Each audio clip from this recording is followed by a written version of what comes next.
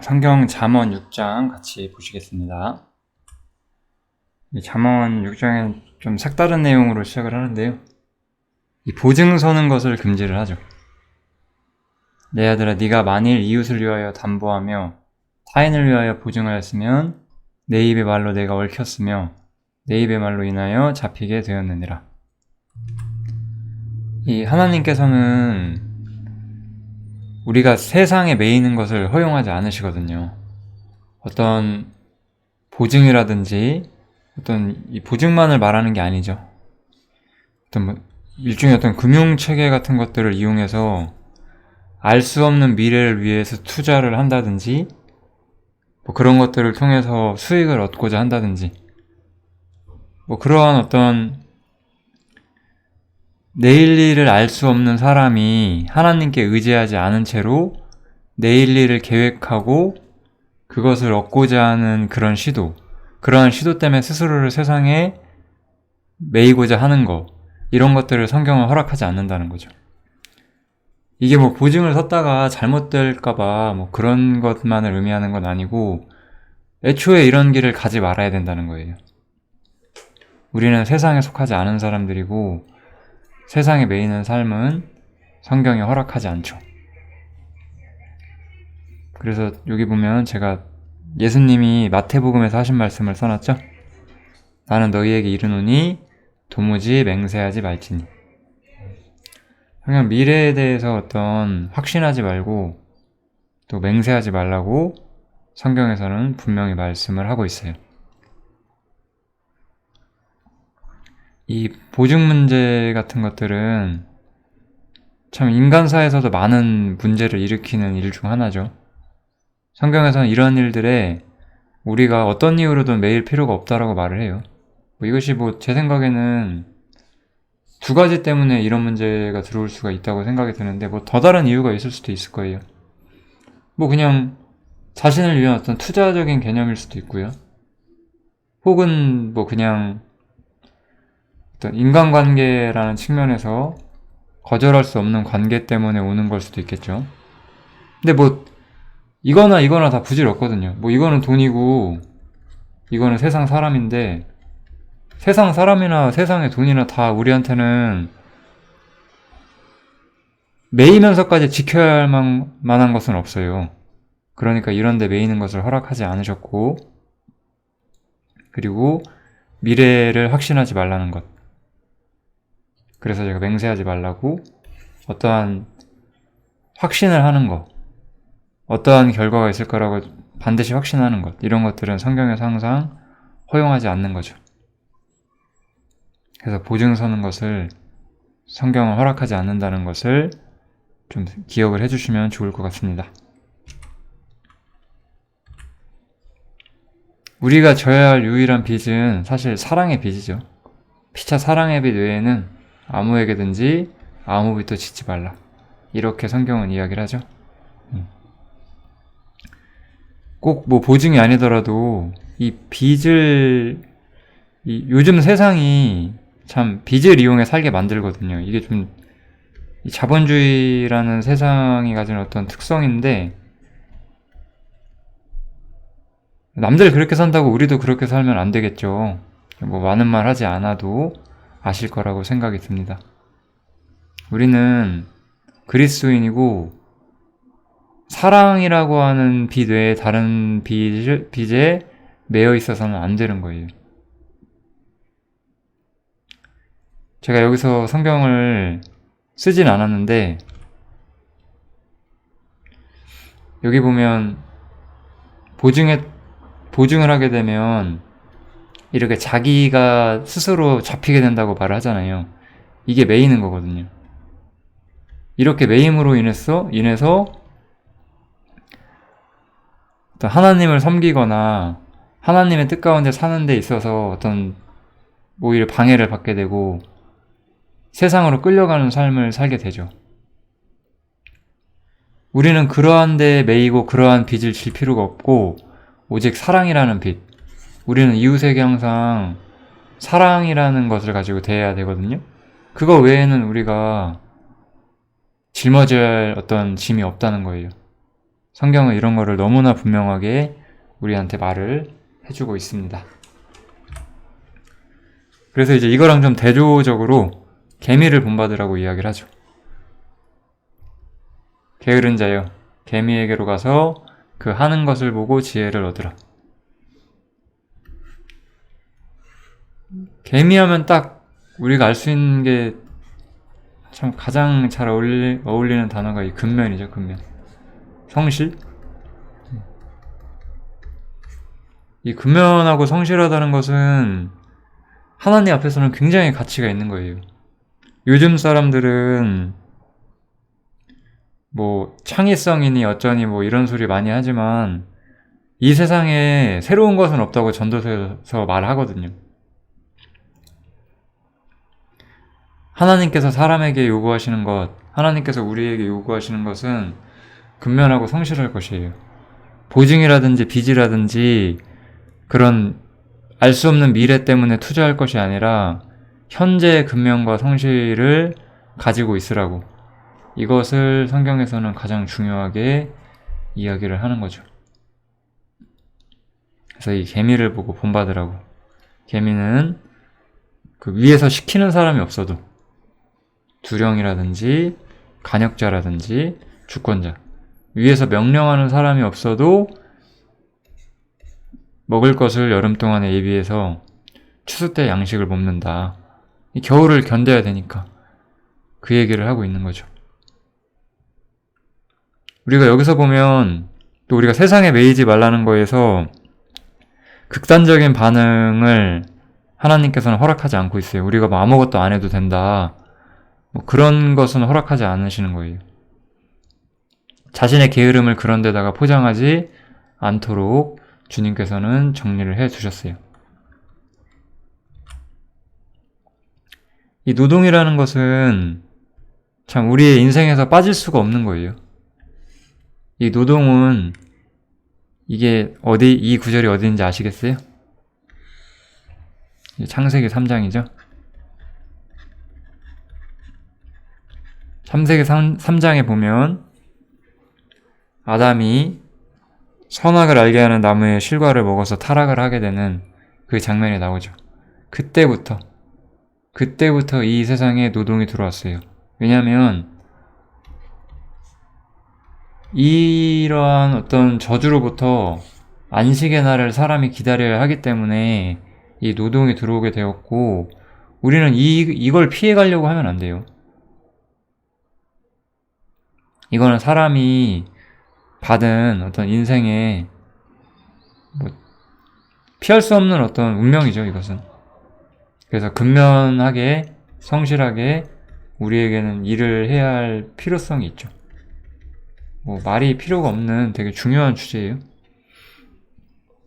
네가 얼굴에 땀이 흘려야 식물을 먹을 것이다, 이렇게 말을 했죠. 그래서 우리는 개미를 본받아야 돼요. 우리는 보증이라든지 빚이라든지 어떤 투자, 이러한 방식으로 사는 사람들이 아니에요. 만약에 어떤 사람이 부자였는데 그리스도인이 된다고 하면은 그 사람도 그렇게 살면 안 돼요. 새로운 인생을 살아야 돼요.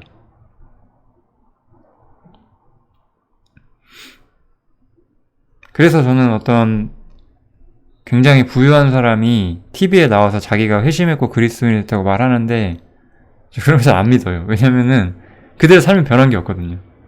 여전히 그 자리에서 그걸 누리며 살거든요. 성경의 통제 안 받고 있어요, 그런 사람들은. 그런 사람들은 역시 갈아지기 때문에 그럴 거예요. 생각보다 그리스도인은 성경의 굉장한 통제를 받고 성경에서 명령하는 것을 지키지 않으면은 계속해서 양심에 송사가 오거든요. 그러기 마련이에요. 근데 그런 게 없이 그냥 떳떳하게 재밌게 살아요. 왜냐? 마음에 새 생명이 없어서 그래요. 성경에 꽂힐 수 있는 새 생명, 그게 없으니까. 어쨌든 이 노동이라는 것은 안식이 오는 그날까지 우리가 피할 수 없는 어떤 운명이라는 것, 그것을 기억을 하시고 피할 수 없는 거라는 것을 우리가 꼭 알아야 돼요. 참 세상을 편하게 살려고 해요, 사람들이. 근데 이제 편한 길은 없어요, 우리의 삶에는. 뭐 조금 더 고될 수 있고 조금 덜 힘들 수는 있죠. 근데 힘들다는 것 자체를 피할 수가 없고, 제가 이제 이런 이야기를 하는 사람들을 가끔 보는데, 뭐 대단히 성공하겠다 이런 말보다 가게 차려서 알바 시키고 자기는 놀겠다 이런 얘기. 철딱서니가 없죠, 그죠? 요즘에 누가 가게 차려서 놀 수 있어요? 인건비도 안 나오죠, 그러면. 그러니까 노동이라는 것이 우리에게 피할 수 없고, 인생이라는 것이 쉽지만은 않죠. 그래서 땀이 흘러야만 우리는 식물을 먹어요. 인생이 그런 것이라는 걸 우리는 알아야 돼요. 우리 대부분이 성인이고 당연히 이것을 알고 있을 거라고 저는 생각이 듭니다. 네. 반대로 이제 또 게으름을 경고를 하죠. 네. 그냥 이거 한번 쭉 읽어보세요. 게으른 자여, 네가 어느 때까지 눕겠느냐? 내가 어느 때까지 잠이 깨어, 어느 때에 잠이 깨어 일어나겠느냐? 좀 더 자자, 좀 더 졸자, 손을 모으고 좀 더 눕자 하면 내 빈궁이 강도같이 오며 내 군핍이 군사같이 이르리라. 게으름에 대해서 성경은 경고를 하고 있어요. 우리는 근면해야 되거든요. 성실해야 되고. 그 다음에 이제 새로운 주제가 시작되게 되는데, 지금 앞에까지 내용이 크게 하나의 주제였죠. 이제 새로운 주제에서는 이 악한 자, 하나님을 잊어버리고 사는 악한 자들에 대한 이야기를 해요. 이 사람들은 모든 언행심사에 악이 있어요. 사람은 악해요. 이게 기본이에요. 사람은 악하다는 거. 그런데 어쨌든 이렇게 사는 사람도 그 재앙이 갑자기 임한대요. 이거는 심판이죠. 이 사람이 이 세상 살면서 어떻게 살든지 간에 자기의 악을 행하면서 다른 사람을 힘들게 하는 그런 삶을 살았을지라도 세상에선 그런 게 허용될 수 있지만 반드시 심판이 그 사람 앞에 임하게 돼요. 우리는 여기에서 어떤 위로를 받으셔도 돼요. 악한 자들에게 심판이 임한다는 거. 우리 기독교를 이제 죄사함과 구원의 종교로 하다 보니까 어떠한 악인도 회개하면 용서해 주신다. 뭐 그건 당연히 맞죠. 근데 거기엔 항상 진정한 회개가 따라와야만 하는 거예요. 그게 아니라 악을 사랑하고 악을 물마심같이 마시는 자들에게는 반드시 하나님께서 심판하신다는 거죠. 심판은 항상 성도들에게 위로가 되는 주제여야만 해요. 왜냐하면 심판은 악인들에게 임하는 거니까. 그래서 이 하나님을 잊어버린 사람들에게는 심판이라는 결과가 따라온다는 것을 잠언에서 이야기를 해주고 있어요. 이거는 이제 하나님이 미워하시는 어떤 인간의 모습들이죠. 이것도 한번 읽어보면 좋겠죠. 여호와의 미워하시는 것 곧 그 마음에 싫어하시는 것이 6, 7가지니 교만한 눈과, 교만이죠. 거짓된 혀와, 그 다음에 무죄한 자의 피를 흘리는, 이거는 무고라고 할까요? 무고라든지 음해라든지 모함, 막 이런 걸 말하는 거죠. 이것도 거짓의 일종이죠. 그 다음에 악한 계교를 꾀하는 마음과 빨리 악으로 달려가는 발, 그리고 거짓을 말하는 망령된 증인과 및 형제 사이를 이간하는 자니라. 하나님께서는 결국은 악을 미워하신다는 거예요. 하나님은 거룩하시고 악을 미워하시고요. 악에 대해서 반드시 심판하실 거예요. 그리고 장차 오는 세상, 왜 우리가 안식이 오고 장차 우리가 가게 될 천국을 기뻐해야 되냐면, 우리는 너무 지옥에 안 간다는 사실 자체를 너무 기뻐하거든요. 근데 그게 전부가 아니에요. 이 장차 오는 세상은 악이 없는 세상이에요. 그래서 그 세상이 너무나 아름다울 수밖에 없는 거거든요. 악이 없기 때문에. 악이 세상에서 제거된 그런 완전한 세상. 그래서 우리가 거기에 가는 것을 기다리는 거죠. 어쨌든 여기서는 이제 하나님께서 이러한 악들을 미워하신다는 것을 분명히 보여주고 계십니다. 여기까지 하면 어떤 전반적인 이야기가 끝나요. 잠언 6장에. 이제 마지막에 이제 하나님의 법을 떠나지 말라고 하시면서 권면을 여러 가지 해주시죠.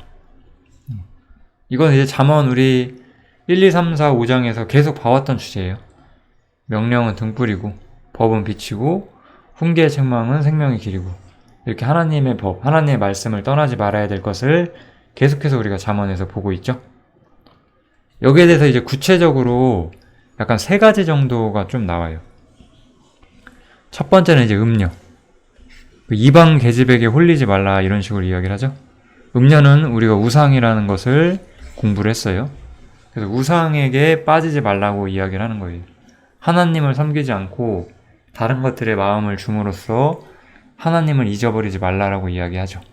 두 번째는 어떤 사람이 가난한데 가난해서 도적질을 해요. 어쩔 수 없이. 그럼 이 사람이 멸시는 받지 않는다라고 말을 하거든요. 멸시받진 않는데요. 원래 우리가 죄를 지면 멸시를 받게 되는데 어쩔 수 없는 것이기 때문에 멸시는 받지 않지만 형벌은 있다라고 이야기를 하죠.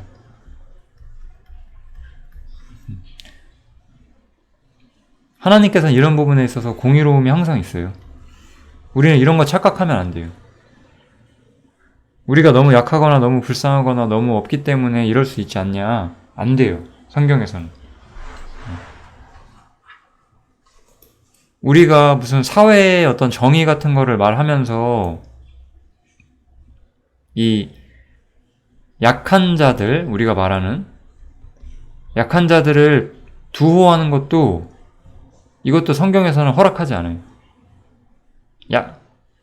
가난한 자를 편벽되이 두호하는 것도 악한 것이다 라고 잠언에서 우리가 말하거든요. 그런 성경을 아마 보실 수 있을 거예요, 조만간.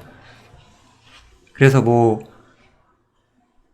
세상이라는 어떠한 이 시스템 안에서 불리한 자리에 있다고 해서 무조건 그들이 하는 행동이 다 정당화될 수는 없는 거예요. 불가피한 행동이라고 해서 그것이 용납되지 않아요. 이 성경의 세계는. 이 하나님의 세계는 악은 악인 거예요. 물론 그 사람이 그 악을 하게 되는 어떤 원인이 있었기 때문에 멸시는 당하지 않겠지만, 그렇다고 사람 죽이는 것에 원인이 있어서 그렇다 이런 건 아니에요. 이건 정말 배고파서 빵을 훔치는 이 장발장 같은 이야기를 말하는 거예요. 사람 죽이는 데는 이유가 없어요. 모든 죄가 이런 식으로 정당화될 수 없다는 거예요. 이유가 있어서 사람을 죽여도 그 사람은 멸시를 당하겠죠. 아주 장발장 같은 아주 불가피한 범죄에도 심판은 반드시 있다. 이것을 이야기를 하고요. 마지막으로 간음이죠. 간음은 자기의 영혼을 망치는 것이고 하나님을 향한 범죄고 반드시 하나님의 심판과 세상에서도 강력한 심판이 있다라고 경고를 하고 있죠. 그래서 이 잠언 기자는 건드리기만 해도 죄를 피할 수 없다라고 분명히 말을 해요. 이거에 대한 이 세상의 법률과 이 성경의 생각을 한번 비교해 보시면 좋겠어요. 우리 헌법이나 그런 법을 고치는 사람들이 누구죠? 이 간음죄가 이게 원래 형법이었잖아요? 근데 이게 민법으로 바뀌었죠. 최근 몇 년 사이에. 이렇게 하는 사람들이 누구죠? 국회의원들이 하는 건가요? 아니면은 사법부에서 하는 건가요? 이거 제가 진짜 몰라서 그냥 이렇게 이야기하는 거예요. 뭘 테스트하는 게 아니고, 아무튼지 간에 이 국회의원이 하든 사법부의 판사들이 하든지 간에 이 사람들이 되게 세상에서는 우리보다 공부 많이 하고 법 공부 많이 한 사람들이잖아요. 근데 우리의 눈으로 보면 어떨까요? 이 하나님을 믿는 성경 밑에 살고 있는 우리 성도들의 눈에 보기에 이 사람들은 어떤가요? 아는 게 없죠. 그죠? 간음이 얼마나 심각한 범죄인데 이것이 그냥 민법인 문제다. 뭐 그냥 남녀의 개인적인 문제고 사랑의 문제다. 이렇게 바꾸냐고요. 저는 가끔 제가 누누이 이야기하지만 결혼이라는 시스템 밖에는 사랑이 없어요. 사랑해서 결혼하는 게 아니고 결혼해서 사랑하는 거예요. 이걸 잊으시면 안 돼요.